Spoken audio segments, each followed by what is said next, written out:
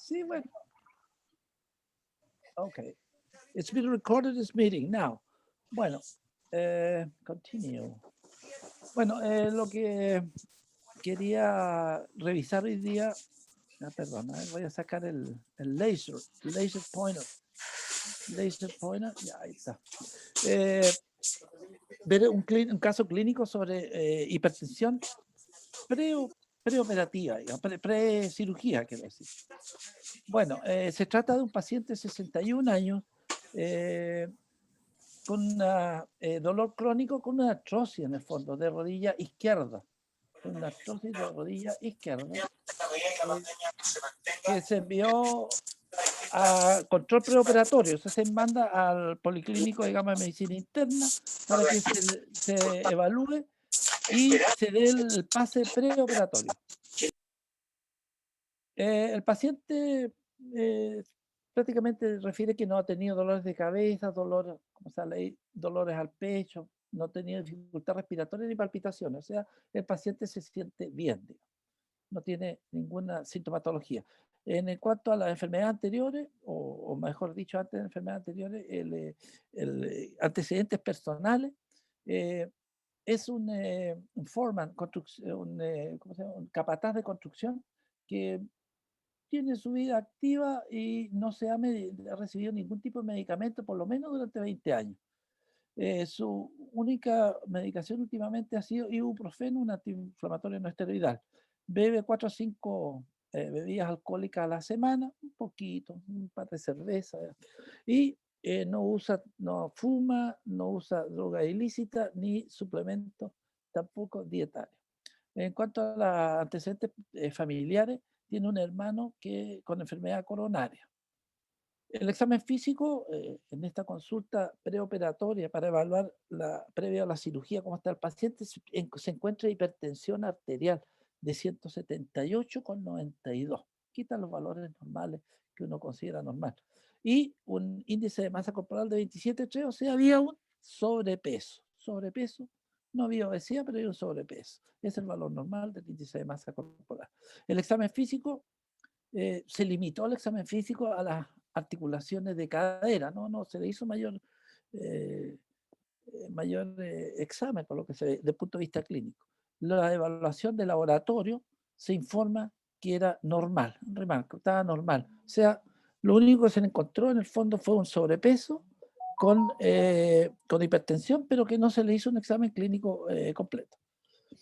Se le tomó un electrocardiograma que mostró un retraso en la conducción intraventricular leve, que esto más o menos se manifiesta por estas elevaciones que hay del segmento ST. ST aquí se levanta, acá también un poquitito, aquí, o sea, debería estar a ese nivel, pero aquí está un poco más elevado, y creo que acá también está un poco infradesnivel, supradesnivel. No, el eje eléctrico está en 0 grados, no hay desviación a la izquierda, o sea, no hay bloqueo, porque el delay, la lentitud en la conducción intraventricular se manifiesta por bloqueo intraventricular, por bloqueo de rama derecha o de izquierda. Pero tenía esto nada más en el electrocardiograma. Ahora, como comentario, ¿qué riesgo hay que evaluar en los pacientes hipertensos previo a la cirugía? Primero, durante la inducción de la anestesia, el paciente puede desarrollar hipertensión arterial, bradicardia o taquicardia. Entonces, hay que prevenir que no vaya a ocurrir esto intraoperatoriamente.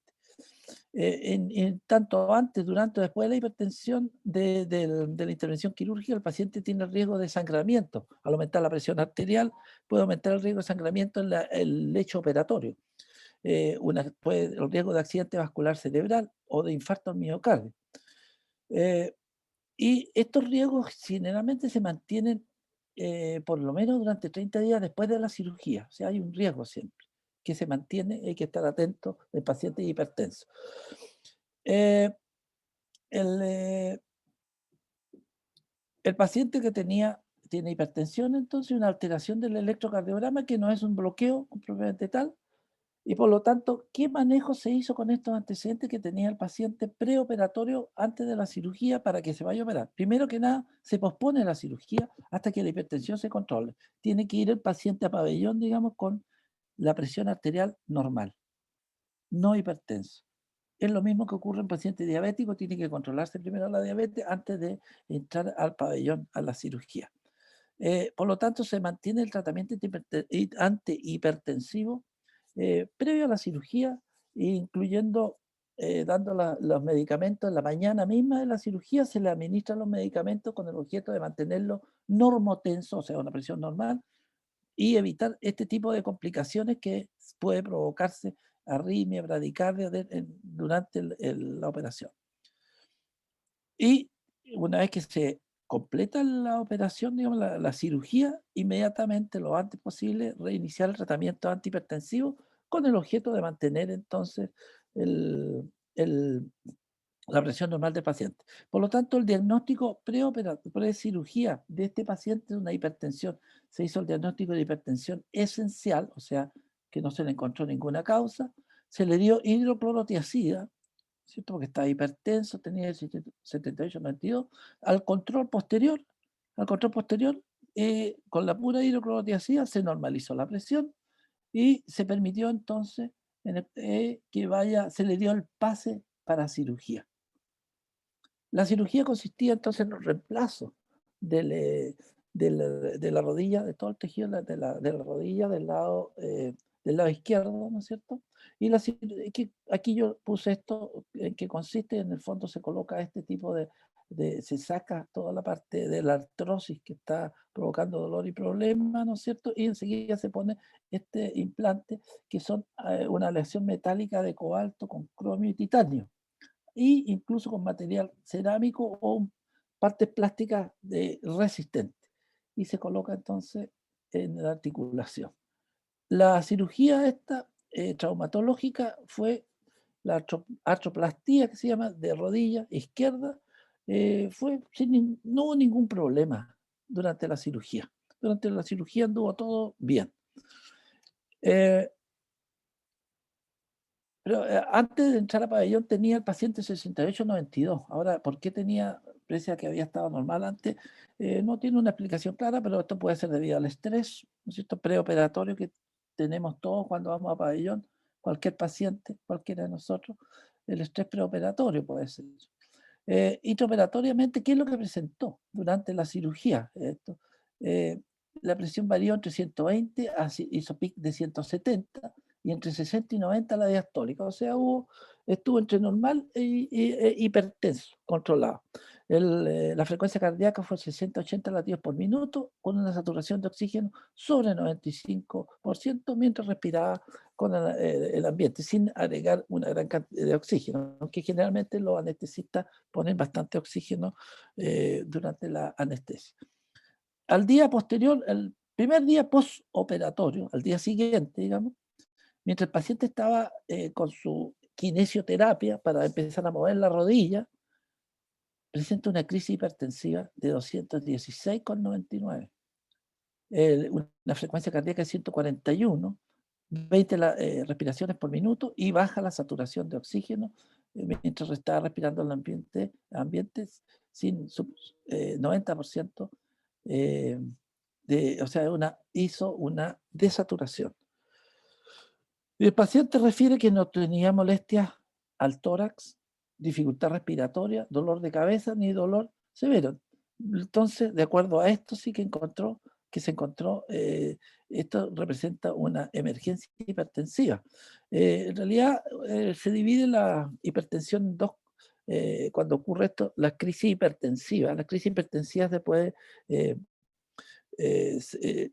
digamos, clasificar como una hipertensiva de urgencia, digamos, o una hipertensiva de emergencia, una crisis hipertensiva de emergencia o de urgencia, cuya diferencia únicamente es la presencia o no de daño en los órganos terminales. Este paciente aparentemente no tenía órgano aparentemente órgano lesionado, pero se clasificó igual como una crisis hipertensiva tipo de emergencia, que corresponde cuando la presión es igual o sobre 180 la sistólica y igual o sobre 120 la diastólica. Tenía sobre 180 la sistólica. Lo mismo es para la emergencia, pero no había, el paciente en ese momento no había una evidencia de daño que hubiera en órganos secundarios a la hipertensión arterial, como son el papiledema, edema de papila, o una hemorragia retinal, o una hemorragia intracerebral, o aparición de soplos cardíacos o fallas cardíacas, tampoco tenía dolor al pecho, ni había una alteración en el estado mental del paciente. Sin embargo, igual se clasificó como hipertensión, como una emergencia hipertensiva, una emergencia hipertensiva. El electrocardiograma fue este. Si lo comparamos con el anterior, había una taquicardia sinusal. En realidad, estas que están aquí, estas son las ondas, aquí está, ahí está, cerquita, ahí están las ondas P. Aquí está la onda P que quedó, dado que hay taquicardia, quedan montadas en las ondas T, las ondas P. Tenía una taquicardia entonces de origen sinusal, no ventricular, y con complejos, como sale aquí, prematuros ventriculares. Complejo prematuro ventricular que se vio aquí en esta, de origen ventricular. Fíjate como que de repente se escapaba el ventrículo solo. Y un bloqueo tanto derecho, de rama derecha como izquierda. Hubo un bloqueo de rama anterior, derecha o izquierda, que se aprecia acá. Aquí lo puse como para comparar con una taquicardia ventricular. No tenía taquicardia ventricular, que puede ser monomórfica. Estos son cuando es el ventrículo que es se produce una taquicardia sin un impulso sinusal. El paciente acá tenía una taquicardia pero sinusal. Y acá esto es el trazado cuando hay una taquicardia ventricular y esto cuando hay ya de tipo polimórfica, como se llama, que es más que nada ya una arritmia, ¿cierto? Pero de tipo ventricular que en el fondo equivale casi a un paro cardíaco. Bueno, este paciente entonces tenía estas alteraciones. Se le tomó una radiografía de tórax y lo que mostró, estas no son del paciente, esta radiografía yo las tomé nada más para demostrar lo que se encontró, que, perdón, dame un minutito que voy a tratar de sacar esto. Así que puedo ocultarlo. No, lo vamos a dejar acá abajo. Bueno, perdón. Ah, ya, no debí de haber hecho todas esas cosas. No sé si se ve todavía, está compartida la pantalla. ¿Se ve la No, pantalla? todavía no. No No, veo. todavía no. Chuta, voy a tener que volver a ver. Wow. Tienes que volver a Sí, compartir. volver Sí, de nuevo, sí. volver a compartir. Sí, es que se me ocurrió sacarla. Ya, ahí sí. Ahí sí, ahí Ya, se ve. bueno, ahí la radiografía, esta como le digo, no es del paciente solo para demostrar qué fue lo que se encontró, porque está descrito nada más. Y se encontró entonces que había una opacidad, digamos, que es esta, que lo mostré de esta manera, que es como una bruma, una neblina, ¿no es cierto? Pero eso es hazy, eso es una condensación, le llama uno, a nivel pulmonar en un solo lado, ¿no es cierto? Y que además había una bastante marcado, decía, la circulación pulmonar. Había una marcada circulación pulmonar, estaba muy prominente la circulación en forma difusa, lo que se encontró en este paciente. Así se vería teóricamente más la condensación que uno podría ver por acá, porque es en la parte del lóbulo superior. Entonces, y lo cual nos está indicando que esté tan marcado esta vascularización, que hay una hipertensión de tipo pulmonar, hipertensión pulmonar, y lo cual puede estar señalando que hay una falla cardíaca del lado izquierdo y está provocando, por lo tanto, hacia atrás la congestión hacia el pulmón.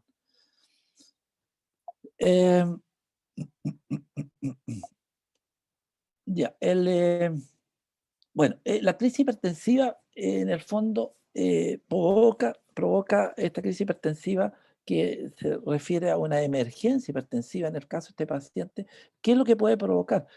Cuando hay embarazo, si manifiesta a través de la preeclampsia o eclampsia, puede provocar en los pacientes un infarto agudo del miocardio, un accidente vascular cerebral isquémico, una falla cardíaca que aparentemente es la que está teniendo este paciente, una falla cardíaca del lado derecho por el edema que describen ahí pulmonar, falla del tipo del riñón, ¿no es cierto? Alteración del riñón por la hipertensión, o incluso una disección aórtica en que se va rompiendo la arteria aorta, la aorta que provoca mucho dolor, obviamente, retroesternal o en la parte posterior en el dorso, pero que no tiene este paciente, y el edema pulmonar. Entonces este paciente está, si uno vuelve un poco acá, con edema pulmonar, va a ser un edema pulmonar con la congestión que se estaba viendo, y por lo tanto, y lo más probable es que sea secundaria una falla de tipo cardíaca.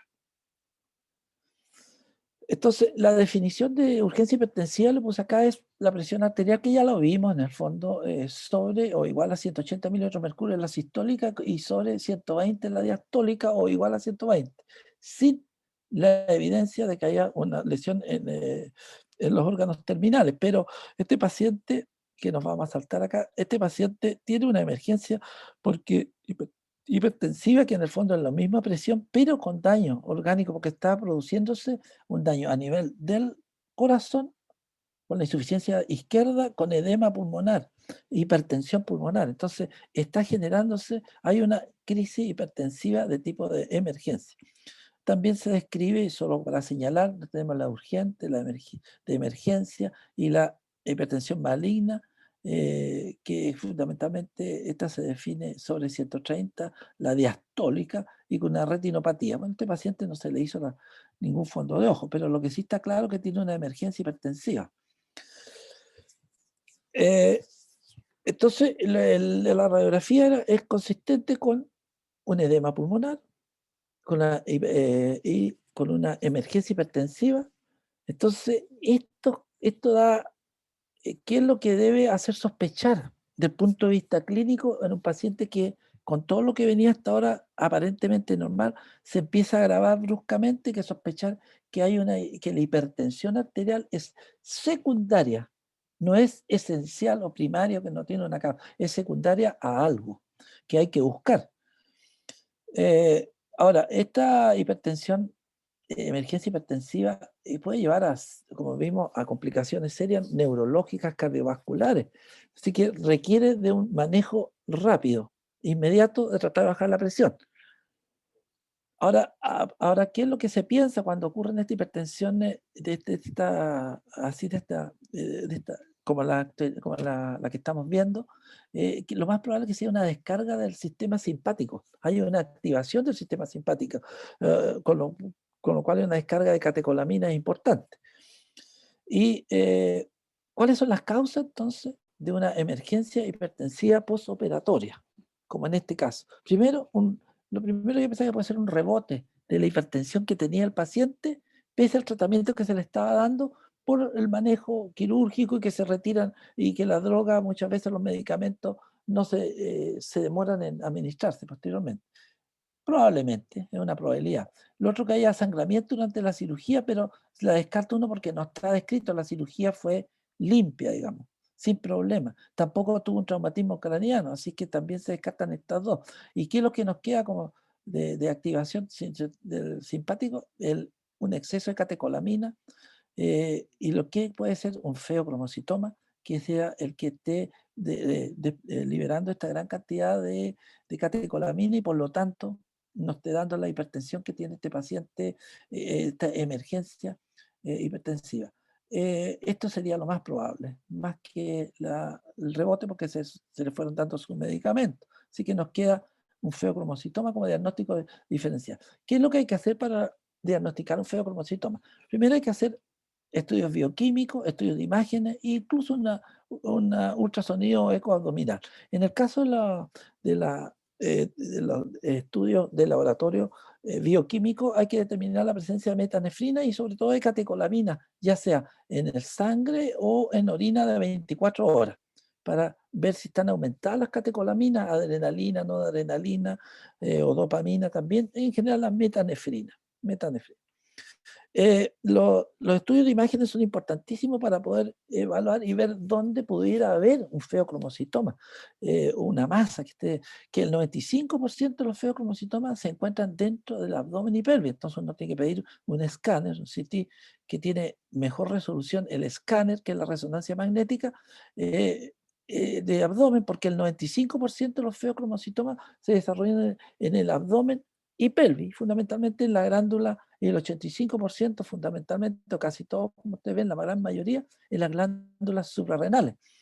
El 15% restante son tumores de feocromocitoma extraadrenal, que generalmente uno llama paraganglioma, que son el 75% de estos tumores se localizan ya sea en la parte superior o inferior de las áreas paraórticas abdominales. El 10% puede originarse en la vejiga y el 5% en el tórax, la base del cráneo, cuello, pelvis. Entonces, uno pide inmediatamente un CT scan de abdomen porque es lo más frecuente que vas a encontrar. Ahora, si no es posible hacer estos exámenes, sobre todo el bioquímico se toman las muestras, pero demoran en llegar las muestras. Pero si no es posible hacerle un escáner al paciente por las condiciones, dependiendo cómo está, se puede hacer una ecotomografía abdominal que tiene menos rendimiento, obviamente, y que es posible de esta manera estar indicando si hay un tumor en alguna parte. Bueno, ¿qué tratamiento se le hizo a este paciente para el tratamiento de su emergencia hipertensiva? Se le dio hidralazina, que es un vasodilatador que relaja la musculatura lisa, hiperpolarizando el músculo liso vascular, ¿no es cierto? Y se da por vía endovenosa porque hay que bajar rápidamente, ir bajando la presión en materia de horas. Se le dio la betalol, que es un alfa y beta, un bloqueador alfa y beta adrenérgico, también obviamente por vía endovenosa, se le dan en bolo, ¿no es cierto? Y se administraron más o menos en 30 minutos. Y los controles posteriores, la inicial era 216,99, bajaron a 187,95. Se logró bajar un poco. Todavía está alta, está sobre 180. Entonces, obviamente que el paciente se traslada inmediatamente a la UCI para un tratamiento más intensivo, un control, un monitoreo del paciente. Al examen clínico en la UCI, el paciente aparece diaforético y se siente mal en el fondo, eso es confort. Y diaforético sudoroso. ¿Qué significa sudoroso? Que hay descarga simpática. Se pone frío y con sudoroso. Estaba el corazón normal, pero había taquicardia y no habían soplos cardíacos. El pulmón tenía ronco, ya estaba apareciendo ronco por el efecto del edema pulmonar que se estaba generando. El sitio quirúrgico donde se operó no había problema, estaba bien. Tanto las manos como los pies estaban fríos. O sea, esto de pies y manos frías, o la piel fría, pálida, está vasocontraído el paciente y por eso también hay diaforesis. Entonces hay vasoconstricción, lo cual significa descarga simpática, ya sea porque se descargaron catecolaminas o el sistema nervioso simpático está actuando sobre los vasos provocando vasoconstricción. Los test de laboratorio se midió el bicarbonato que estaba bajo, o sea, estábamos en una acidosis, el anion gap, aquí está el anion gap, estaba aumentado, por lo tanto, bajo el bicarbonato, estábamos en presencia de una acidosis metabólica, eso significa que hay una hipoperfusión tisular, por lo tanto, no está llegando una cantidad adecuada de oxígeno y el ciclo de Krebs, digamos, y el metabolismo aeróbico está disminuido. Está provocándose mucho ácido, mucho piruvato, ¿no es cierto? Y lactato. El nitrógeno ureico se empezó a elevar junto con la creatinina, o sea, empezó a haber un compromiso, ya tenemos un compromiso cardíaco, pulmonar, y ya estamos con un compromiso de tipo renal. Fíjate, el lactato estaba bajo, estaba alto, obviamente, por lo que estamos hablando de la hipoperfusión. La troponina T estaba elevada, que la troponina T es un indicador de infarto en miocardio o de daño en miocardio. Entonces había daño miocárdico. Entonces, hasta ahora ¿qué es lo que tenemos con el paciente? Un compromiso multiorgánico de corazón, pulmón, riñones y una acidosis metabólica. ¿Qué tratamiento se le hizo? Se le dio hidralazina la hidralazina y la betalol se suspendieron estos vasoconstrictores, se le dio esmolol, que es un receptor beta 1, un bloqueador, ¿no es cierto?, que tiene una acción corta. Se hizo una carga, bueno, ahí están las dosis que se fueron infundiendo por vía endovenosa. Se le llama furosemida por la insuficiencia renal que estaba apareciendo en múltiples dosis, pero en realidad no hubo mucha respuesta por parte del riñón con la furosemida. Bueno, más que nada, si hay hipoperfusión, no hay de dónde filtrar, porque hay poca presión arterial, llega menos sangre. El paciente empezó con taquipnea, o sea, taquipnea significa que se aceleró 20, 30, 40 respiraciones por minuto, empieza a desarrollarse hipoxemia, lo cual obliga rápidamente a intubar al paciente. Entonces el paciente tuvo que intubarlo y ponerlo en ventilación mecánica. Se le hizo en ese momento una radiografía, que es esta, la radiografía de tórax, que muestra la opacidad acá, aquí, ¿cierto? Aquí opacidad fundamentalmente, como sale ahí, en los asteriscos, y había entonces edema pulmonar, se ve aquí el tubo endotraqueal que está en posición, como sale ahí, que está, el tubo endotraqueal está normal, y todos los catéteres se vieron que estaban en su lugar. Ustedes ven la cantidad de invasión que se le hubo que hacer al paciente. Y además muestra esto que está acá, que son estos, son marcapasos externos. Marcapaso externo para poder controlar la actividad eléctrica y contracción del corazón. Este es un marcapaso externo. Marcapaso externo. Entonces, después de la intubación, la presión arterial bajó, o sea, se normalizó.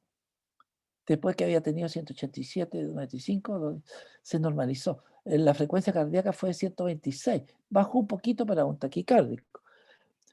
Al segundo día, eso fue el primer día de operar, posoperado. Al segundo día posoperado de cirugía, a 12 horas después de que se había ingresado a la UCI, el paciente hizo un paro cardíaco asistólico. Asistólico. Aquí, ¿qué significa asistólico? En que no hay actividad eléctrica ni muscular y queda plano. Empieza a sonar. No hay activación. Tac, tac, tac, no hay activación, digamos, eléctrica. Entonces, no hay activación eléctrica, es un paro. Entonces, hizo un paro cardíaco asistólico. Se le hizo la resucitación correspondiente, que había que hacer, obviamente. Se administró epinefrina, lo que se hace en esto. Epinefrina, o sea, catecolamina, bicarbonato de sodio para la acidosis, ¿no es cierto? Y cloruro de calcio.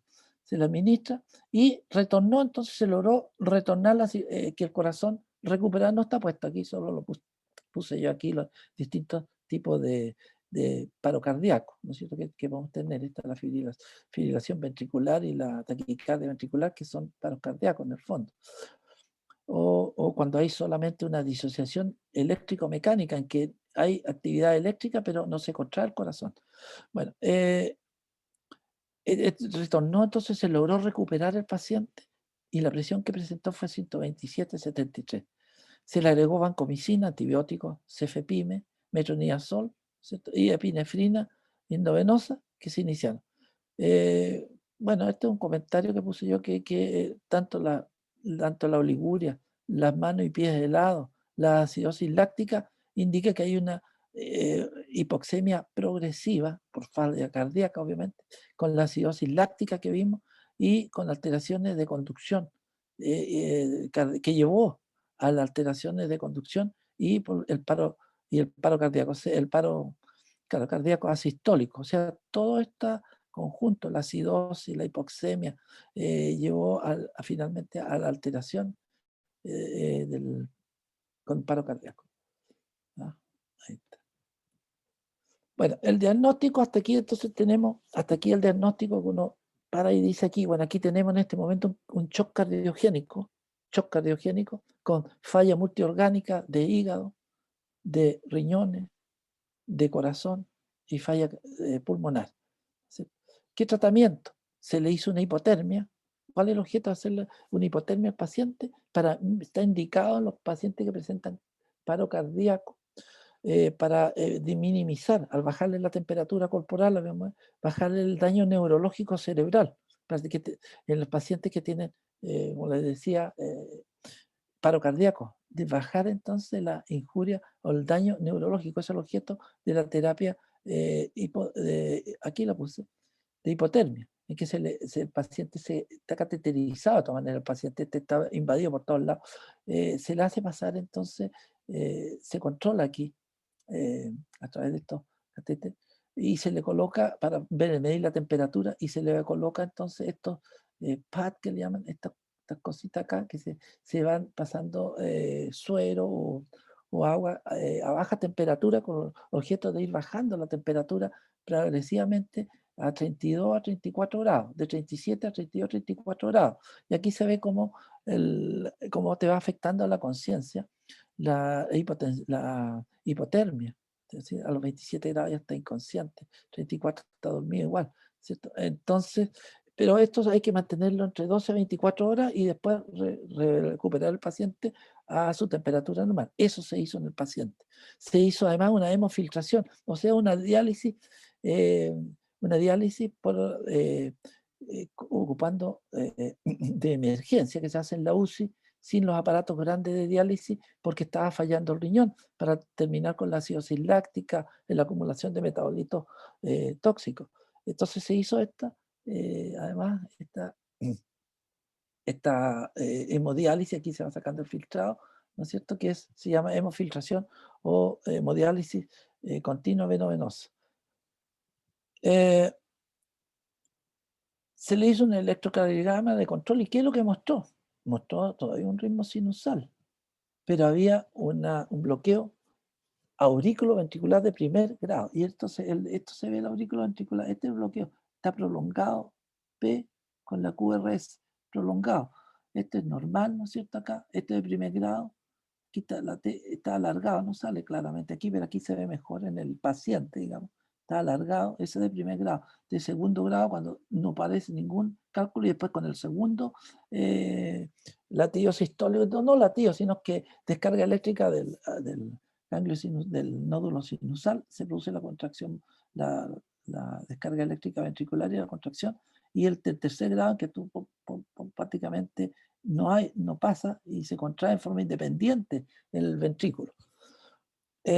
Bueno, y tenía entonces el bloqueo de primer grado atrioventricular, una desviación del eje eléctrico hacia la izquierda, claro, hacia la izquierda, ¿no es cierto? Que está apuntando, entonces, bueno, aquí uno lo ve, está hacia la izquierda del eje eléctrico, ¿no es cierto? Y un bloqueo también de la rama izquierda.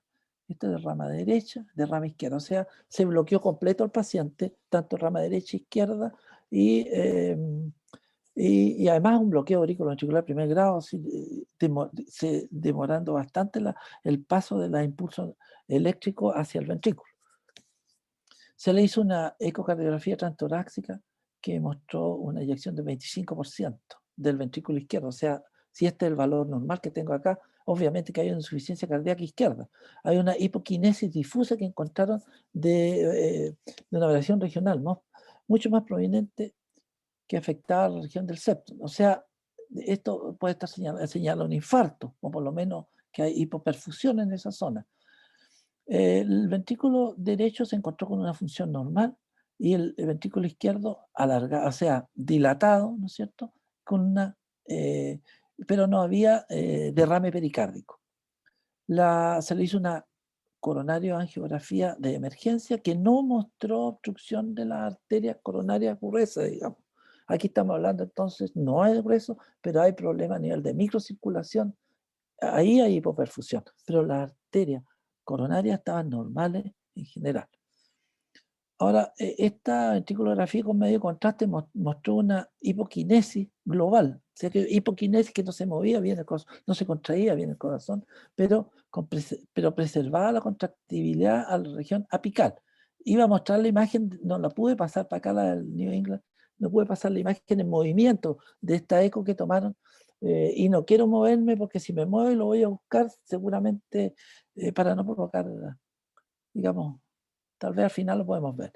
Bueno, y se me hicieron una serie de otras mediciones, como la presión del ventrículo de la aurícula derecha estaba elevada, del ventrículo derecho también estaba elevada la presión. La presión de la arteria pulmonar, había una hipertensión pulmonar, ¿cierto? La presión de enclavamiento de capilares pulmonares elevado también, no sé, hipertensión pulmonar evidente por falla del corazón izquierdo.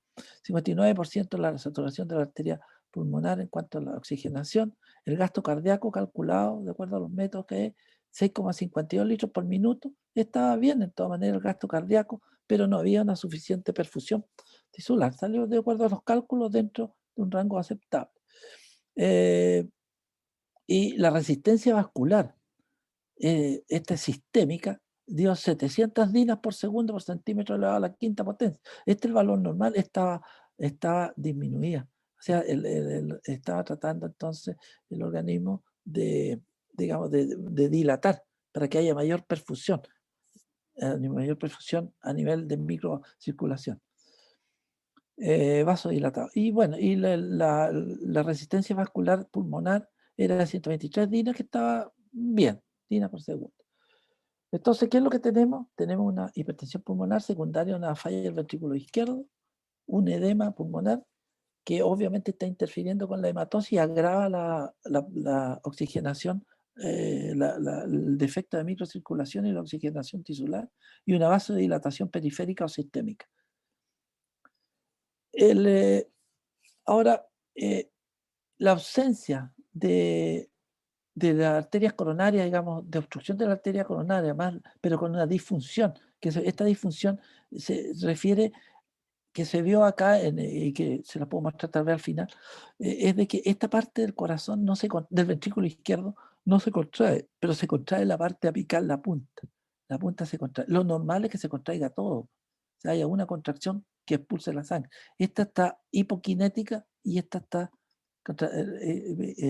contrayendo. Ahora, cuando se ve esto, esta alteración, se hace el diagnóstico de cardiomiopatía por estrés o el síndrome o cardiomiopatía de Takotsubo. Tiene que ser japonés que la describió, que es una cardiomiopatía, pero no isquémica. No isquémica, pero tal vez no isquémica, pero tal vez, como digo, a nivel microcirculación sí.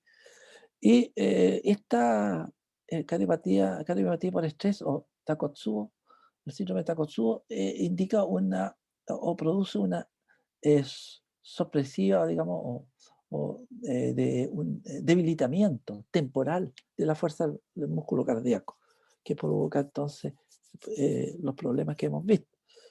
Ahora, lo que sí que la cardiopatía por estrés es reversible. Y generalmente se presenta este tipo de cardiopatía después de un estrés emocional muy fuerte o a través de un estrés físico importante. Y a esto, viendo el otro día uno de los partidos de fútbol de la Eurocopa, un jugador, no me acuerdo de dónde fue que cayó, digamos, iba a hacer el pase y cayó. Y después lo llevaron al hospital, no tenía nada, se recuperó rápidamente. Entonces lo más probable es que haya tenido un estrés, el Takotsubo síndrome, que es reversible, ¿no es cierto?, por el estrés físico. Ahora, las manifestaciones de esta cardiopatía en realidad simulan un infarto miocardio con cambio en el electrocardiograma, pero no hay una obstrucción de las arterias coronarias y genera dolor al pecho, disnea, síncope, como pérdida de conocimiento, obviamente, falla cardíaca, taquiarritmia o bradiarritmia, y un paro cardíaco, digamos, improviso, ¿no es cierto? O un shock cardiogénico, que sería el caso de este paciente. A ver, ahí está. Yo puse aquí causas del Takotsubo, vamos a ir rápidamente. Una de las causas es una liberación masiva de catecolamina a la circulación, que podría ser el caso de este paciente. Un espasmo de las arterias coronarias que aparentemente pareciera que no fue, ¿no es cierto? Tampoco una disfunción microvascular, pero sí puede haber una disfunción microvascular, pero estrés físico-emocional que puede haber tenido por la operación, por el estrés que estaba de recuperación, puede ser. Sepsis no tenía, tampoco había un shock inicial, ¿no es cierto? Entonces ocurrió después. Y aparentemente no había un agente estresante como, por ejemplo, el divorcio, pérdida de trabajo, describen. O una gran tensión que el paciente, una gran tensión ahí, emocional. Entonces, ¿con qué nos vamos quedando? Nos vamos quedando que, de nuevo, hay que descartar que haya una gran liberación de catecolamina o secundario al físico. Entonces hay que como esto es más emocional y físico, que puede ser, hay que ir a descartar si hay una liberación masiva de catecolamina. Y volvemos al diagnóstico del feocromocitoma, que ya lo vimos, y interrogados, preguntándole a la paciente, a la esposa del paciente, eh, y la paciente informa, da los datos de que el paciente era muy activo y que no se quejaba eh, antes de la cirugía no se quejaba de mayor sintomatología, o sea, pero lo que sí decía que tenía tendencia a minimizar sus preocupaciones de salud, o sea, puede que haya tenido dolor de cabeza o alguna molestia y que no las tomaba en cuenta nada más.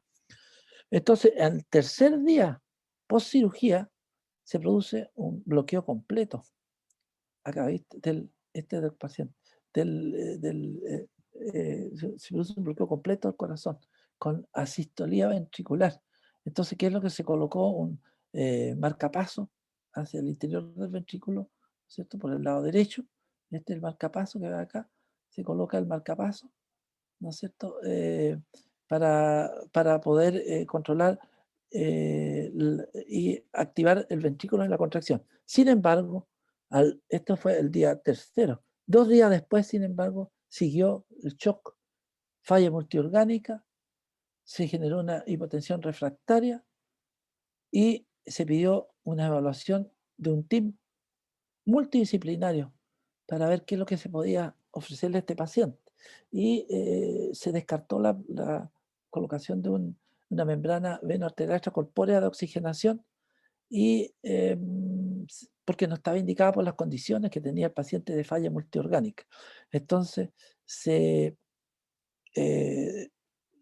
se sacaron todas las medidas de, ¿cómo se llama? De soporte del paciente y el paciente falleció poco después, al quinto día posoperatorio. Entonces, este paciente, por decir así, llegó caminando, que se sentía relativamente bien, se opera.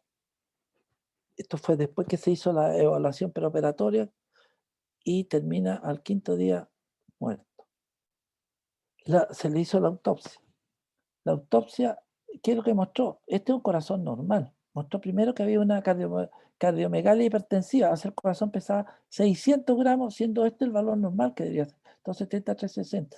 Y había esta hipertrofia concéntrica del ventrículo izquierdo. Todo, y en general de todo el corazón acá. Acá se ve también, pero acá no se nota, pero aquí se ve. Entonces, esta hipertrofia concéntrica nos está indicando que este paciente tenía, por lo tanto, una hipertensión arterial de mucho tiempo, que fue la que provocó esta hipertensión, perdón, esta hipertrofia del corazón. O sea, la hipertensión venía de mucho antes que no había sido tratada. O sea, tenía una cardiomiopatía hipertensiva, una cardiomiopatía hipertensiva. Se le la biopsia, digamos, con la hematoxilina y eosina, mostró una necrosis de los miocitos, necrosis, o sea, hay infarto al miocardio, con de infartos recientes al miocardio, ¿no es cierto? Que estaba acá, ¿cierto? Con necrosis, y además mostró calcificaciones dentro, los lugares donde había eh, estos infartos, esta muerte de los tejidos. Y se vio con esta tinción especial de von Cosa que detecta depósitos de calcio anormales, se vio que tenía calcificaciones anormales dentro de esto lo detecta en las mitocondrias, así que tenía calcificaciones mitocondriales. O sea, había un problema de inflamación crónica hipertensiva que fue lo que provocó esto, lesiones en los tejidos del corazón. Y se encontró esto en la glándula suprarrenal izquierda, un tumor, un feocromocitoma. Aquí está el tumor y aquí, esta parte de acá arriba, queda un resto este es un tumor que se originó en la médula adrenal y que comprimió toda la corteza de la médula suprarrenal y dejó este pedacito en el lado izquierdo. Y todo este es un tumor del feocromocitoma que tenía entonces estas zonas hemorrágicas, ¿no es cierto? Y la histopatología mostró entonces este tipo de células que estaban acá, eh, que son, que mostraban pseudoinclusiones en el núcleo, que en el fondo es material citoplasmático que entra y se encuentra dentro del núcleo. Tiene la misma coloración, decía.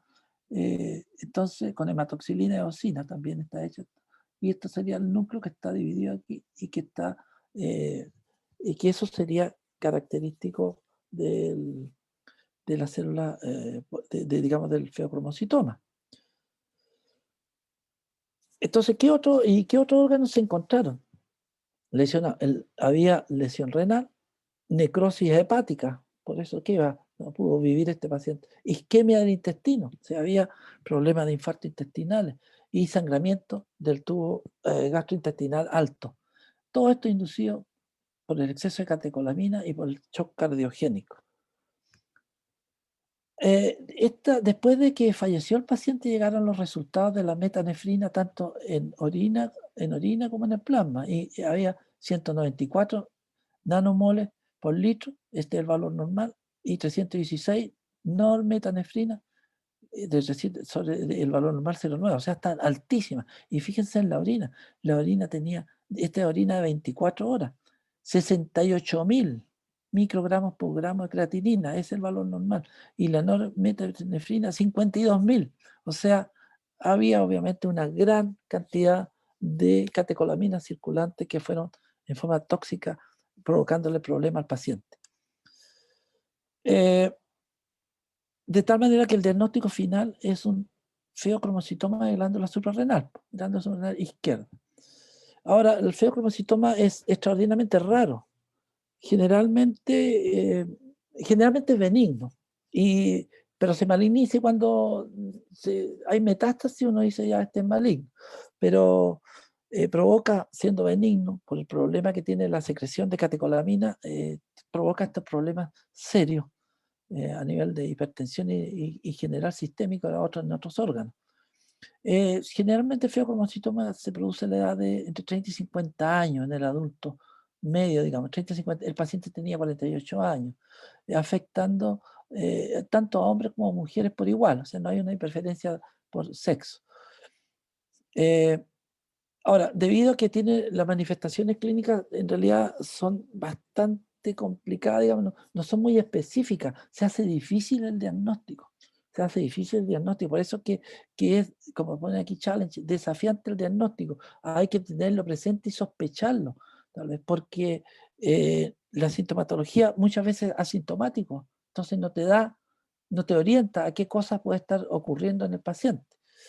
Y lo importante, si uno puede hacer el diagnóstico lo cuanto antes para evitar las consecuencias letales como ocurrió en este paciente, que probablemente antes de haber operado la rodilla se hubiera sacado el tumorcito, sí, bueno, pero no fue el caso. Ahora, el feocromocitoma en general se asocia a hipertensión y se le llama que un gran simulador, el gran simulador, porque te puede dar sintomatología muy variada que no te orienta que hay un feocromocitoma. Incluso uno que se parece mucho a la activación de células cebadas, pero la activación de células cebadas generalmente cursa con hipotensión, no con hipertensión. Así que eso hace como un diagnóstico diferencial. Ahora, el ataque de hipertensión que puede ocurrir es espontáneo, de repente le sube la presión en una crisis hipertensiva, o es, es gatillado por agentes farmacológicos, por alimentos, por manipulación del mismo tumor intraoperativamente. Al manipularlo se libera catecolamina, el proceso de intubación o durante la inducción anestésica también. Este paciente presentó hipertensión durante la operación. Ahora, el feocromocitoma o paraganglioma. El paraganglioma, ahí lo vamos a ver. Primero, el feocromocitoma, entonces, como decíamos, es raro, poco frecuente. ¿Y en qué se origina? En células cromafin. Estas células que uno ve acá son células cromafin. Estas células cromafin, en el fondo, están conectadas al sistema simpático. Y se encuentra fundamentalmente en la médula ósea y ganglios paravertebrales. Se encuentran estas células cromafinas aquí en los ganglios paravertebrales simpáticos. En el fondo pertenece al sistema simpático, esto, que son los órganos aquí se encuentran en estos ganglios, donde está la neurona, donde hace la sinapsis acá, o por lo menos la vuelta. Esto que viene y descarga en distintos órganos, entre ellos la médula adrenal, llega el impulso nervioso e induce la secreción a través de la sangre de la catecolamina cuando se requiere, de la médula adrenal. Este es un dibujo de una célula cromafín con su terminación nerviosa que estarían acá, ¿no es cierto?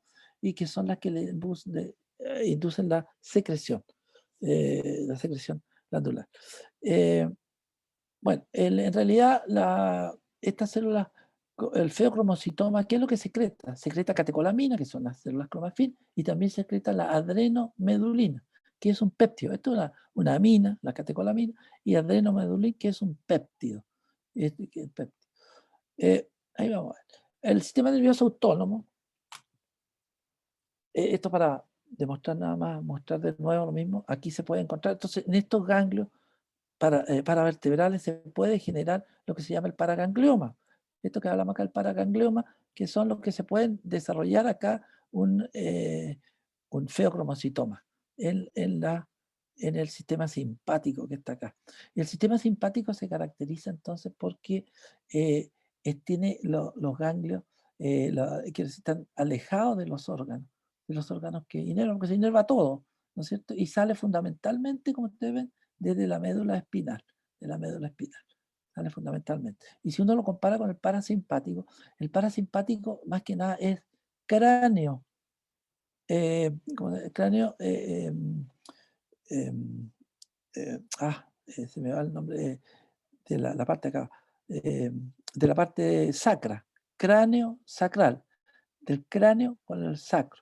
¿Te fijas? Y la característica es que los ganglios, donde están las sinapsis, se encuentran muy cercanas a los distintos órganos, a diferencia de lo que ocurre en el sistema simpático. Aquí tenemos el parasimpático, el simpático. El simpático, dijimos, fundamentalmente los ganglios están a la salida paravertebral, tanto en el cuello, aquí no está en el cuello, como a nivel de la columna dorsolumbar.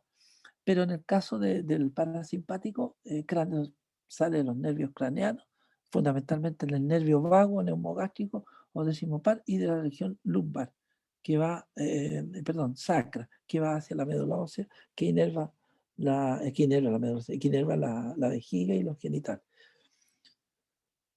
Bueno, las causas del feocromocitoma, bueno, mutaciones, las mutaciones.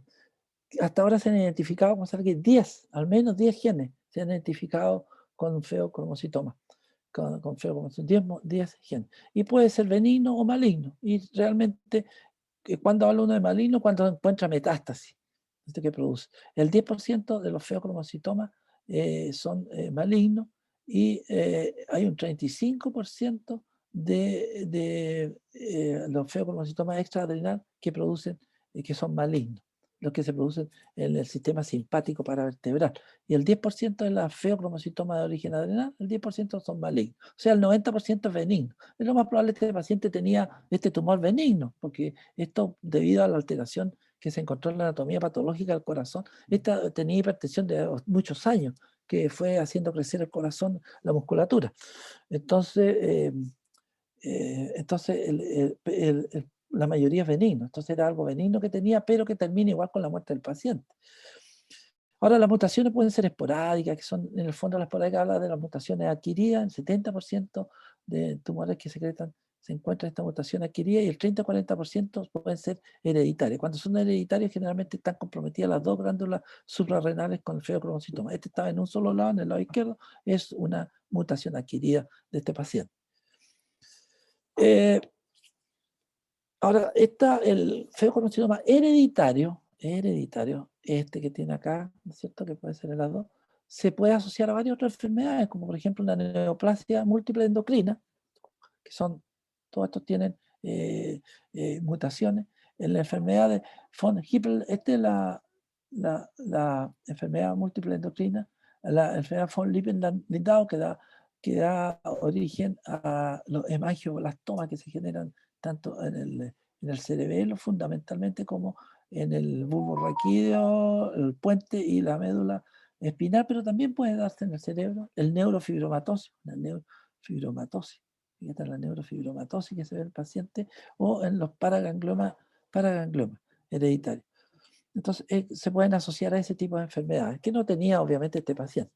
La presentación clínica del feocromocitoma, ya sabemos, una hipertensión severa, que puede ser paroxística, o sea, que aparece de repente, que va y viene, ¿no es cierto? O puede ser sostenida, dependiendo, pero el paciente generalmente tiene obviamente dolor de cabeza por la hipertensión, pero en el 5 a 15% de pacientes se ha encontrado que teniendo feocromocitoma la presión es normal. Por eso el gran simulador puede no encontrar algo que te oriente a alguna cosa. Palpitaciones pueden haber si hay taquicardia o arritmia y diaforesis o sudoración, ¿no es cierto?, que ocurren por la vasoconstricción y la estimulación del sistema simpático. La mayoría de los pacientes, perdón, y esta es una tríada. Esta tríada es la que describen, esta tríada que se estaba olvidando, esta tríada es la que, acá, esta tríada es la que se describe como característica del feocromocitoma, pero la mayoría de los pacientes no presentan esta tríada. El 10 a 15%, los 10 a 15% son asintomáticos, no tienen molestia. Entonces, si no tienen molestia, es muy difícil que consulten, muy difícil que el médico se dé cuenta que pueda tener algo el paciente, a menos que haga el examen rutinario por otra causa. Lo otro que genera también el feocromocitoma, inestabilidad hemodinámica, primero porque produce epinefrina y adrenomedulina. La epinefrina, obviamente que es vasoconstrictora, pero la adrenomedulina es lo contrario, produce vasodilatación. Entonces puede provocar inestabilidad hemodinámica, además provoca hipocalcemia. Hipocalcemia.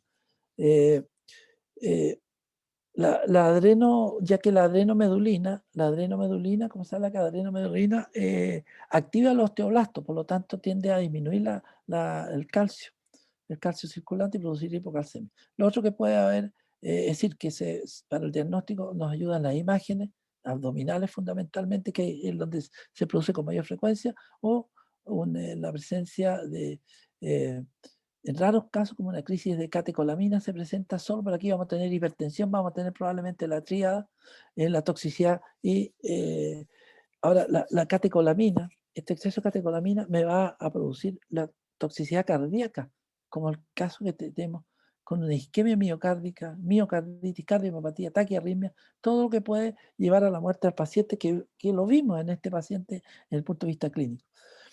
Entonces, los pasos diagnósticos para poder llegar al feocromocitoma, primero que nada, es tener una sospecha clínica, tenerlo en la mente, pensar, ¿tendrá este paciente un feocromocitoma? Segundo lugar, hacer la evaluación bioquímica que vimos con los exámenes en el plasma y orina de 24 horas y con imagenología, con imagen. Ya lo vimos en la orina. También, fuera de la orina, catecolamina uno podría medir el cromogranina. Que esto podría uno pedirlo si uno quiere de rutina.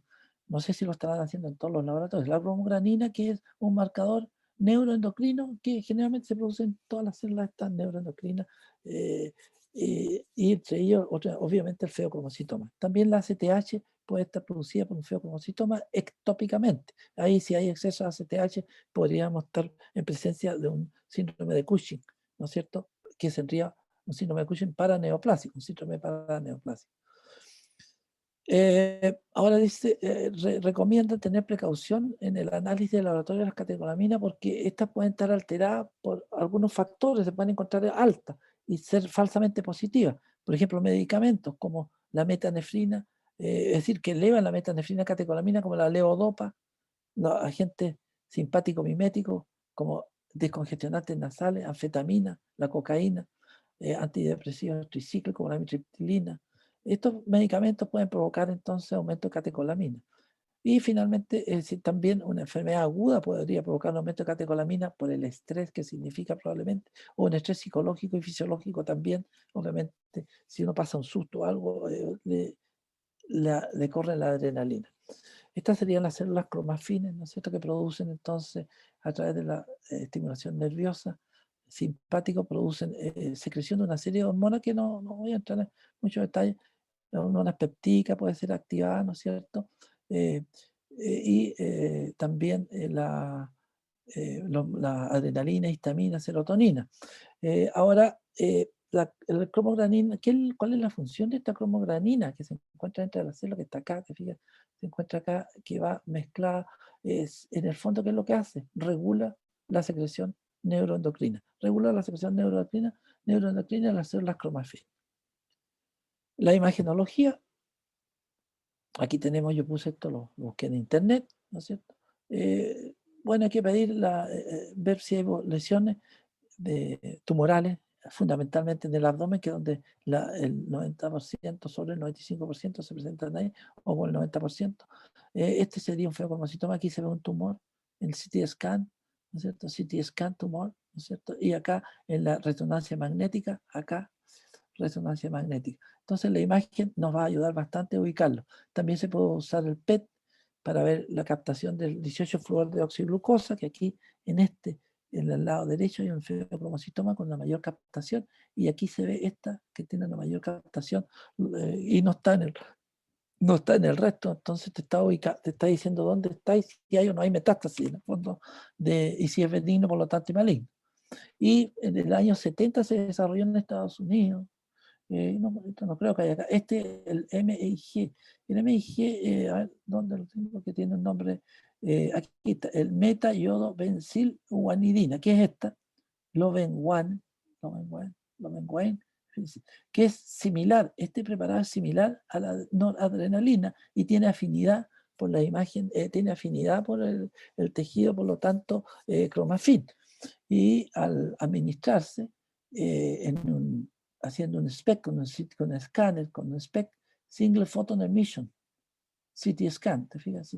O sea, que te emite radiación gamma porque se le pone un trazador radioactivo como es el yodo 123. El 113 se usa más para terapeuta, esta isótopo de yodo. Con el yodo 123 entonces uno va a medir la radiación gamma fundamentalmente porque también libera partículas beta o electrones, pero la gamma es la que mide y ubica dónde está la lesión. Sería mucho más específico porque se va a unir solo donde están las células cromafin.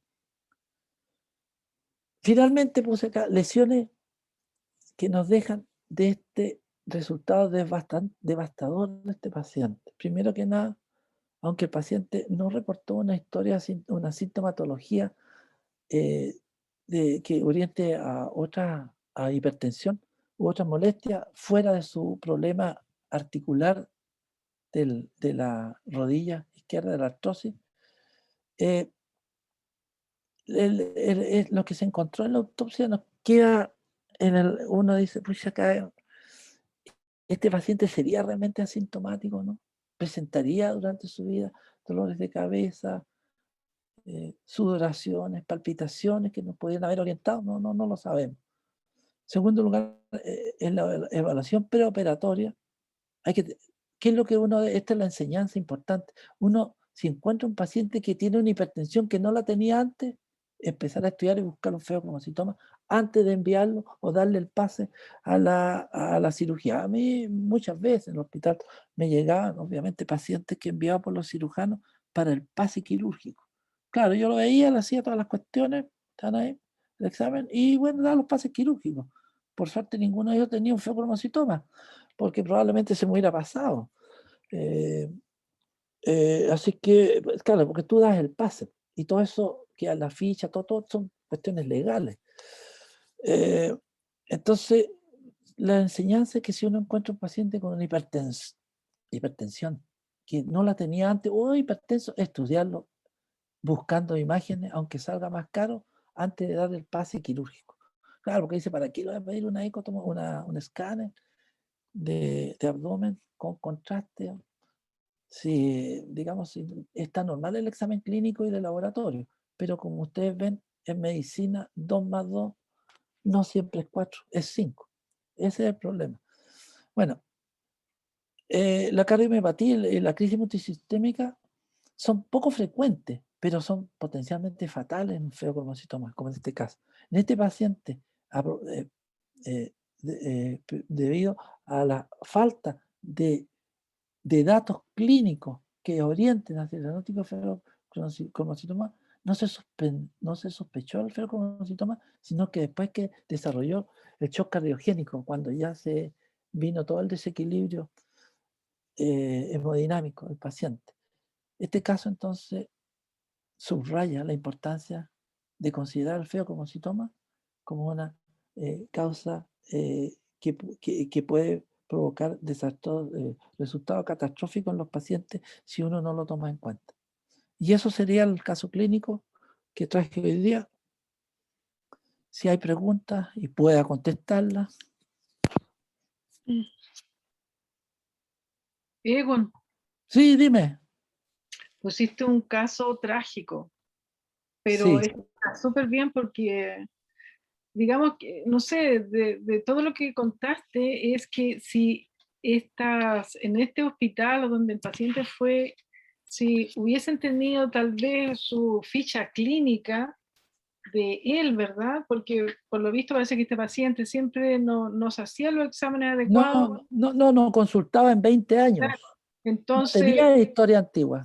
claro, tal vez este final que tuvo tal vez no hubiese ocurrido si es que él tenía una ficha y hubiese estado, digamos, yendo constantemente a hacerse chequeos médicos, Claro, claro ¿ya? que sí.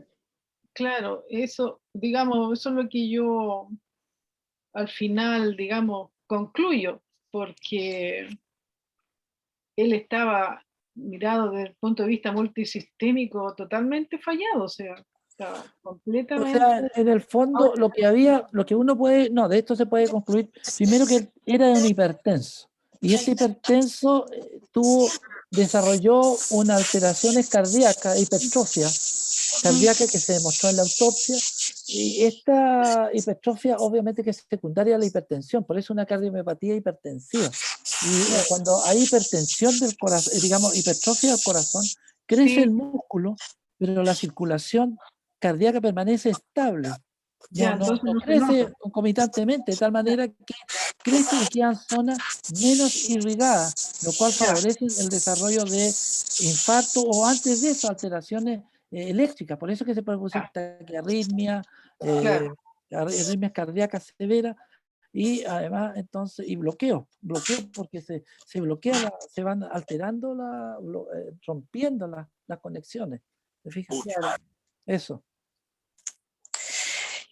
Por eso creo, Egon, que lo importante y primordial en la salud en este minuto, que a mí me lo enseñaron hace 60 años atrás en la universidad, era la prevención y obligar a la gente de alguna manera a hacer prevención de su salud, que es muy difícil hacerlo. A mí me cuesta incluso con mis hijas, las agarro cacho todos los años. Claro. Claro que sí. Creo que eso es muy importante y debería haber alguna, no sé, alguna modalidad en las empresas que anualmente a sus trabajadores se les hiciera hacer un chequeo. Porque Sí. desgraciadamente el chileno es muy, y sobre todo el hombre, lo digo por experiencia, eh, es muy porfiado de querer ir al médico, no, si me duele la cabeza, no, si se me va a pasar, fue esto, dormí mal, cualquier cosa, pero nunca le dan la importancia a lo que podría haber detrás. Sí, obviamente, sí. Por eso es muy importante en realidad la medicina preventiva, que yo que soy tratante más que nada, uno la olvida un poco. Uno trata más que previene. Entonces la medicina preventiva es fundamental, como dices tú, porque se puede prevenir este tipo de cosas. Y además que, como dices tú, el hombre, uno es dejado. O sea, a mí mismo, con experiencia personal, tenía un adenoma prostático, no lo dejé, que me voy a obstruir. Claro, me obstruí, pues, y tuve que operar de más de urgencia. Porque uno no va, se va dejando, no, chiquillo. Claro, si eso pasa, po.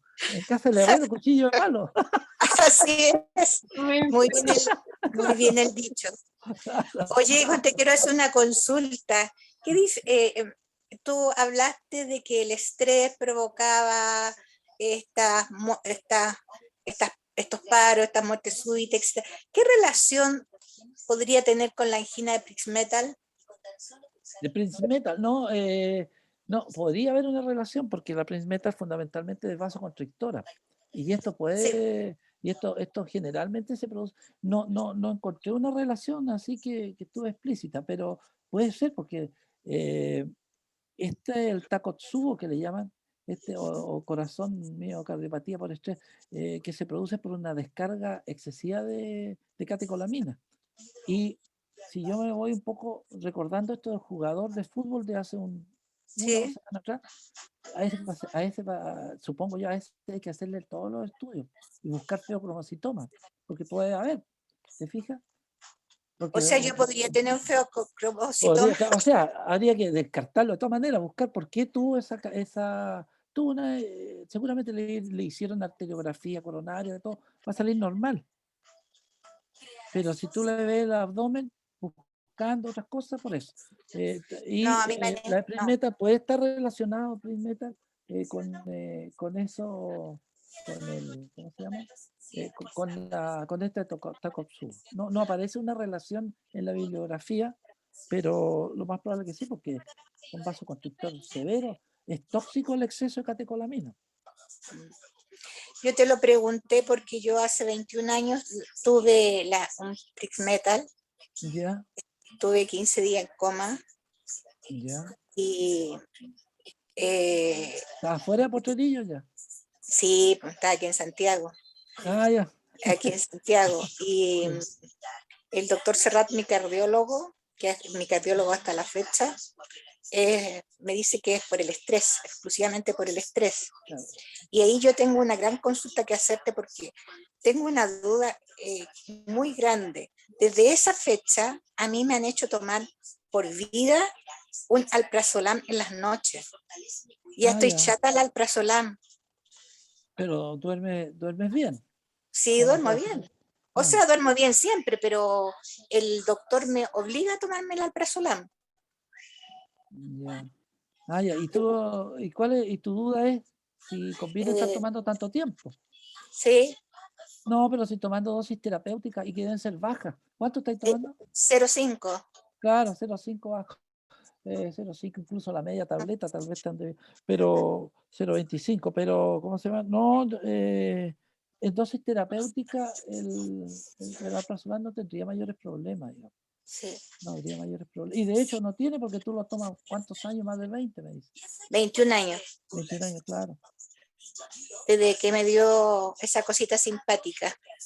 Claro, sí, Eh, no, complicado, pues. sí, pues yo llegué ¿Y por qué moradita. fue el agente desencadenante? ¿Cuál fue? Del, El doctor me dice que el del estrés, príncipe tal. Ah, el pero el estrés. estrés, O sea, el estrés, sí. y no Bueno, el tenía, estrés, claro, el, sí, perdón, el no estrés, tenía entonces obstrucción de las arterias coronaриas. no, nada. Claro, Todos mis exámenes son tenía, normales, me controlo todos los años, me hago todos los claro, exámenes todos los años. Porque sí no me han hecho controles de eco hace como 4 años, pero en general el resto de los exámenes me los hacen anualmente, etcétera. claro. Me estoy siempre controlando. Claro, puede ser el Takotsubo, puede ser. Y de hecho yo me percibo cuando estoy pasado una rabia, una testa, me viene el dolorcito del pecho, o sea, yo siento el La espasmo, vasoconstricción, claro. sí, yo lo siento, ya sé dónde lo tengo y me lo machuqueo. Bueno, pero ya no pasáis rabia, me imagino. ¿Qué creís tú? Que no debe pasar rabia, ¿no? Difícil, pues, imagínate, o sea, más que rabia es la angustia y la preocupación que tengo con Gabriel. Ah, sí. Sí. O sea, con todo lo que tiene. Tal vez sería bueno dejar de grabar. Ya. Ya, oye, me despido, un besito y No me refería a eso, No, me refería a que como estamos ya haciendo la parte más personal, tal vez para que no quede grabado, digo yo. Nada claro, no más. sí, puede. no, Sí, eso me refería. Ya. no, es igual después me conecto yo con Egon.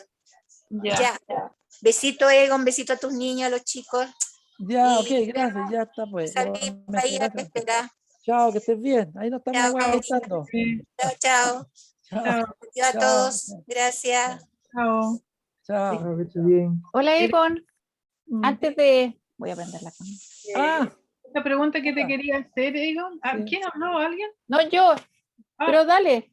Ya, ok. no importa si era una pregunta acerca del, un comentario acerca, entonces quiere decir que en este momento la mayoría de los chilenos y otras personas estamos súper estresados, etcétera, etcétera, tendríamos entonces las catecolaminas elevadas en cierta forma. Bueno, pero claro, pues ¿Ah? bueno, pero las catecolaminas son las del estrés, Sí, la que te preparan para la defensa, para arrancar, claro, para exacto. luchar, en fin. Claro. Claro, sí, pues. ¿Y qué pasaría si uno fuera al médico y le dijera que quiere que le midan las catecolaminas? No pasa nada, te las mides, pues. Ya, ok. Es cuestión de hacer el examen nomás.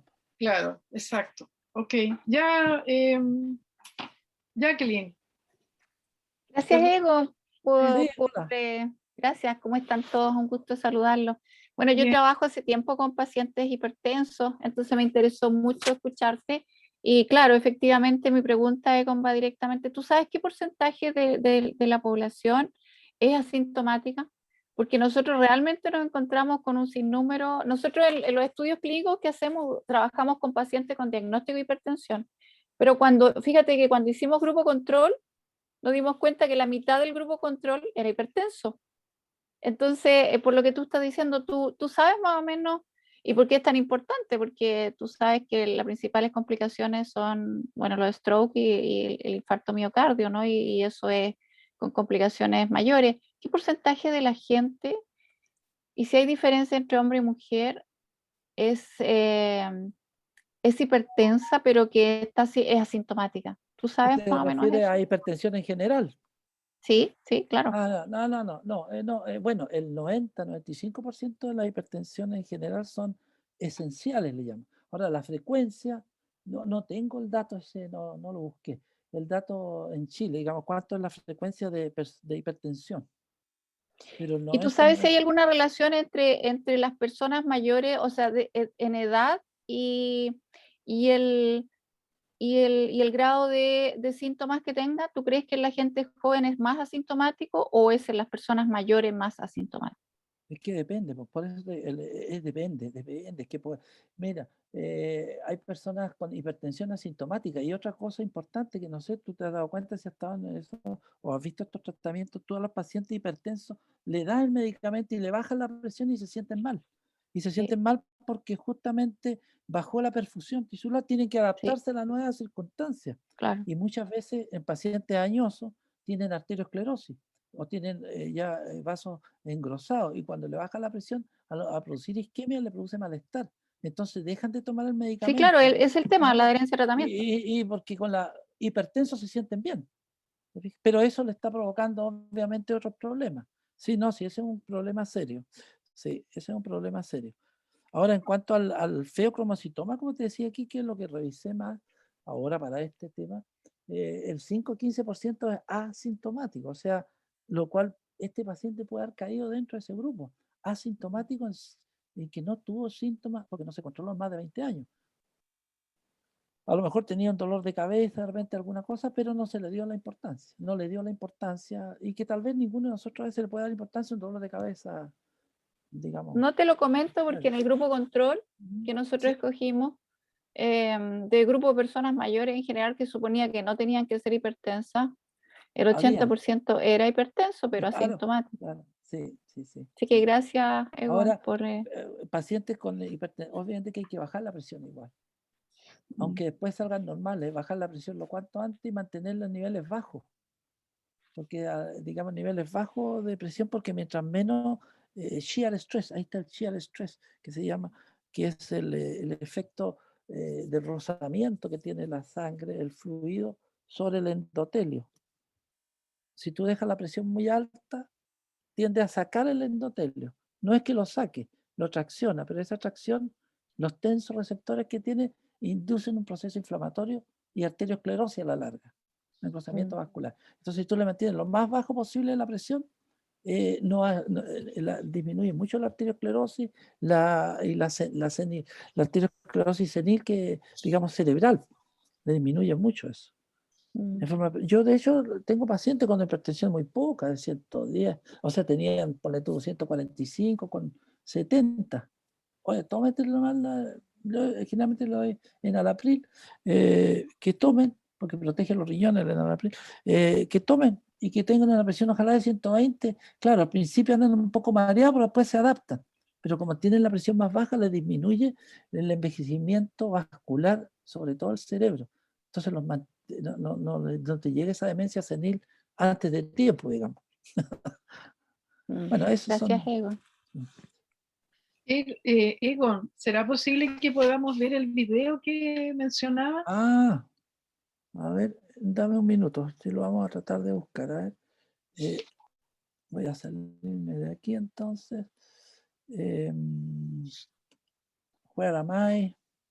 Where am I? No, where am I? Where am I? No, no, no, no, no. Acá. File, new tab. New tab. A ver, tengo que pillarlo por ahí. Current issue. Creo que lo tengo por acá. A ver. No pude pasarlo, fíjate, a la... ¿Al Zoom? Sí, no lo sé pasar. Con el computador anterior que tenía lo podía, pero con este no pude. Ah, o sea que no lo puedes abrir así No, como... no lo pude, claro. y compartir. Ya. Claro, a ver, aquí está. A ver, espérate. Acá estamos. A ver, que aparezca aquí. Ya. Entonces ahora voy a tratar de compartir. Espera un ratito, a ver. No, esta no es. Ahí está. Vamos a compartir el screen. Share screen. ¿Se ve ahí? Sí, se ve. Ya, ahora mira, ahí lo vamos a alargar. Ya. Ahí está. Ah. Oh, ¿y cómo se ve? Ahí se ve el corazón. Sí, ahora aquí se va a ver mejor todavía. Aquí se ve que se contrae, pero acá abajo está parado. Está detenido, digámoslo. Eso lo, ¿te fijas? Ya, pero se ve clarito. Claro, esto es nada. Ahí está. Como, Ahí está de nuevo.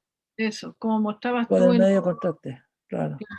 Mira, la forma, igual que la que mostraba en el dibujo tú. Sí, claro. Ahí está. Sí, eso. ¿Te Mm, fijas? Eso claro. fue lo que tenía este paciente ahí, que la parte apical es la que se contraía y en cambio había hipoquinesia, la parte basal del corazón, Claro. que es y con coronariografía, digamos, que estaba normal, no había obstrucción de las arterias coronarias, lo cual indica entonces por estrés. Ya lo voy a usar. Gracias. Stop share. Eso. Sí, eso. Ah, Bien, pues no sé si... Egon, Sí, dime. sí, Sí. hola, yo tengo una pregunta que me llamó la atención porque, ¿cierto? Si uno lo mira, el paciente se tenía que someter a una cirugía, pero ¿cierto? Le detectaron la hipertensión, ¿cierto? Sí. Y el objetivo era que antes de hacer la cirugía había que volverlo normotenso. Lo volvieron normotenso, ¿cierto? Pero porque obviamente se sabe que el estrés sube la presión, ¿cierto?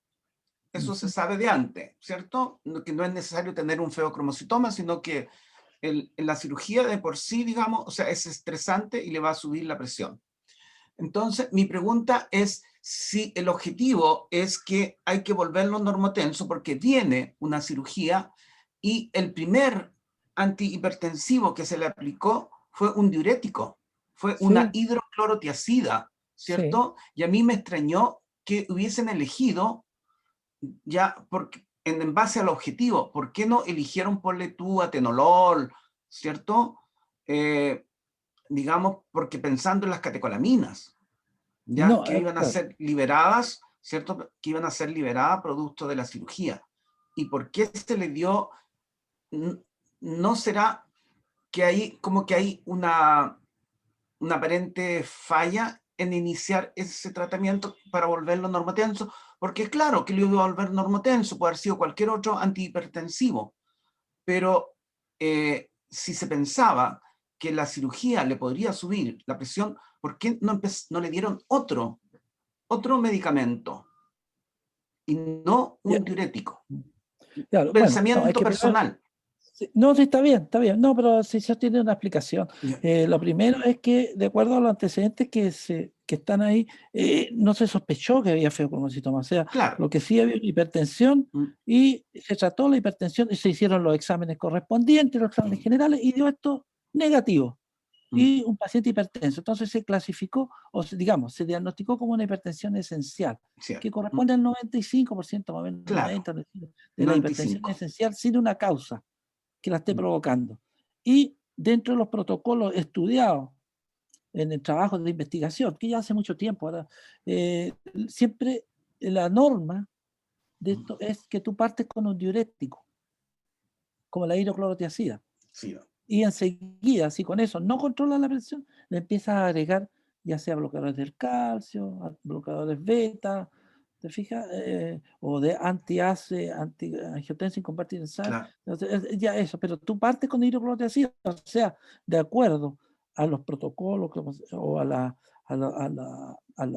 lo que está establecido para el tratamiento de la hipertensión, tú partes con hidroclorotiazida. O sea, yo hubiera hecho Ya. lo mismo, o sea, lo mismo yo Pero, parto con hidroclorotiazida ya, porque eso está estandarizado. ya. Ese criterio todavía persiste, porque obviamente se Sí, pues, sabe sí, eso que está. cuando en un hipertenso inicial el volumen minuto juega un rol muy, muy importante al comienzo de la hipertensión arterial, ¿cierto? Y entonces, pero, y como criterio, ¿cierto? Es lógico darle, digamos, un diurético, pero a mí me daba la impresión como que ese criterio ya como que lo habían dejado de lado. No, no, no, no, Aparentemente, no, aparentemente, no, no, se mantiene. se mantiene muchos años. No, es que es producto de investigaciones, Acción. de trabajo doble ciego, en fin, de mucho tiempo atrás. Y se parte igual, o sea, hay un esquema. Es decir, en el fondo lo que uno hace ve el esquema, te dice, parta con hidroclorotiazida. Si no responde, le agrega esto. Si no responde, le agrega esto otro. Y si no, busque tal y tal coste. Está más o menos especificado. Claro, pero a pesar que el objetivo, ¿cierto?, era que había que hacerlo normotenso porque venía la cirugía, pero y la cirugía le iba a provocar estrés, Sí, no, pero porque es que es eso claro. es independiente, sí. Entonces, No, y pero eso durante la operación estuvo bien controlado, claro que tuvo algunas elevaciones de presión, tuvo. pero claro, pero eso puede ser por, digamos, independiente, sin uno sacando el febronocitoma para el lado, puede ser por el estrés, el mismo estrés Claro, preoperatorio te hace subir la claro, presión claro, y todo eso, si ocurre eso, claro. porque todos vamos asustados un poco, nos Mm, asustamos y obviamente que eso significa en condiciones fisiológicas se secreten catecolamina. claro. O sea, se activa el sistema simpático. Mm, mm. Gracias, Egon. Ya está, pues.